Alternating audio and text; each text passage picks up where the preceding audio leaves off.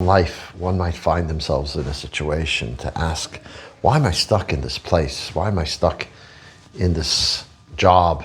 Other circumstances of life that make us feel that things don't make sense to us. Why am I here? And the result of sometimes that way of thinking is we're constantly complaining about our lot, and we don't move forward. And it's understandable. We simply cannot get our mind around the situation we find ourselves in. Now, when Israel was divided amongst the tribes, the Torah tells us that there were three tools used for this division, dividing it amongst the tribes. Chelik, Gerel, and Yerusha. The Chelik means apportionment according to the size and number of each tribe. Gerel is lottery. And Yerusha means allotment based on inheritance. So I want to talk about specifically the Gerel. Gerel means a lottery. That means, when do you make a lottery? When you don't know how to act. You don't know how to go forward. That's when you might make a lottery. Otherwise, if things are logical, you don't need a lottery. Sometimes it might happen that if a number of people want a certain benefit, and each one have equal claims, so we might just throw a lottery to figure out who should get it. There's a fascinating story of Rabbi Abram Ravitz, who was a Chaver Knesset, a member of the Knesset in Israel a while ago from the Haredi parties, and he had need for a kidney, and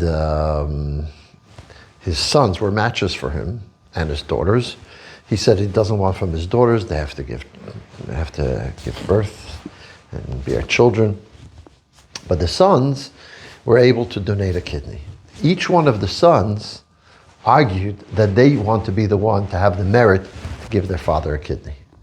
The eldest, I'm the oldest. There's another son who felt, look, I'm the one who looked into it and found the match and all that. And the third one said, I'm the youngest, I'm the healthiest, I could handle it the best. So they threw a lottery. And based on the lottery is actually the eldest who won. So that's the kind of thing that you would do. Well, that's an amazing story of where they did a lottery. But that's the kind of thing about a lottery, is where you don't know who should get it. In Crown Heights, for example, there is many times the chassanim, a chassan who's getting married that week, who needs an aliyah to the Torah at the main minyan. And there's many more chassanim than there are aliyahs, often. So they throw a lottery. Whoever wins the lottery gets the first call up, the second, the last, the maftir, etc., based on lottery. In some shuls, people who are mourning want to lead the service.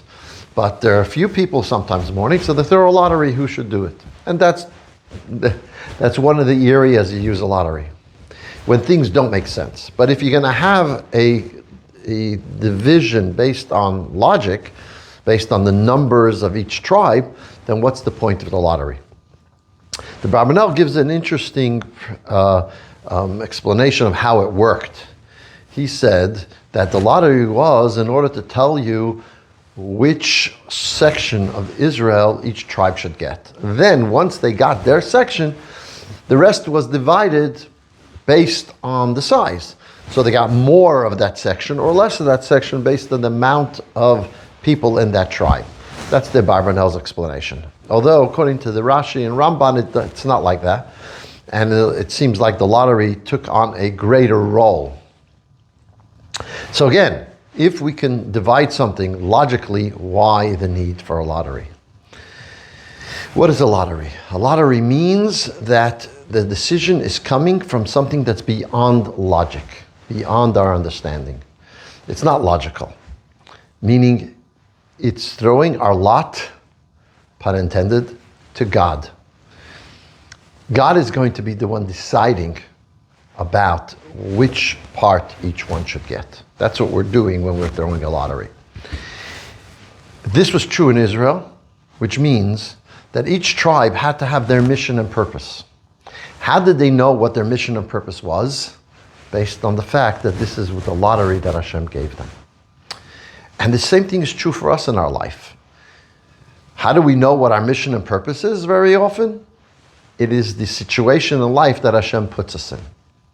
Now the Rebbe says, fascinatingly, that this could very well be when we see something that's really difficult for us.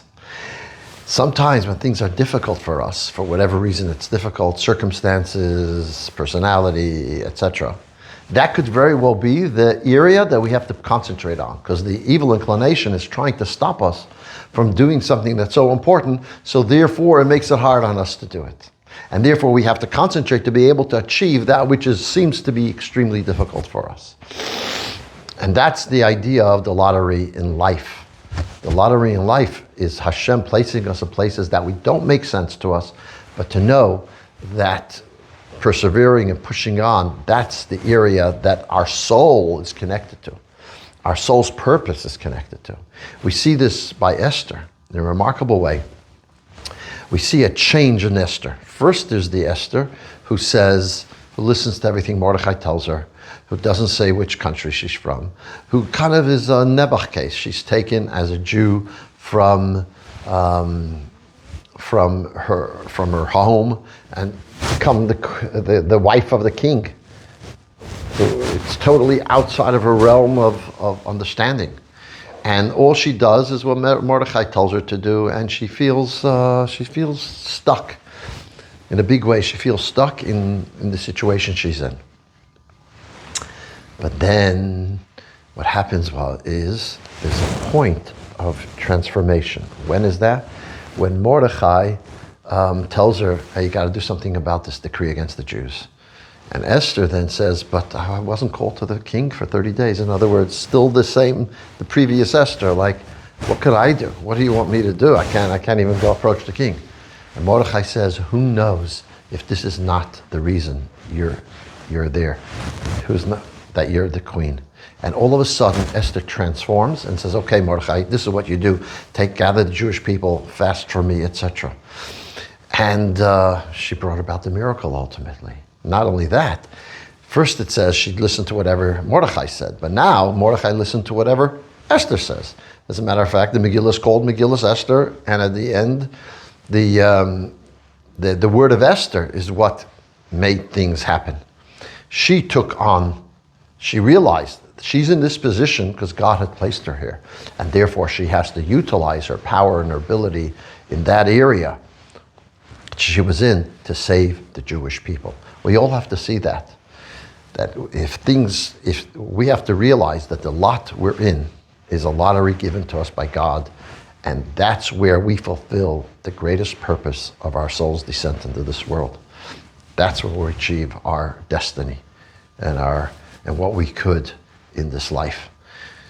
So this thing is true for each one of us individually, but it's also maybe true in Israel. It is those things that everyone's telling us we can't do or we shouldn't do, that is where we need to place our most energy to achieve and to accomplish and to be victorious. We can't listen to the naysayers around, oh no, you can't do that. No, you can't do that. We need to do what we need to do to protect ourselves. Doesn't matter what the rest of the world says. Good Shabbos.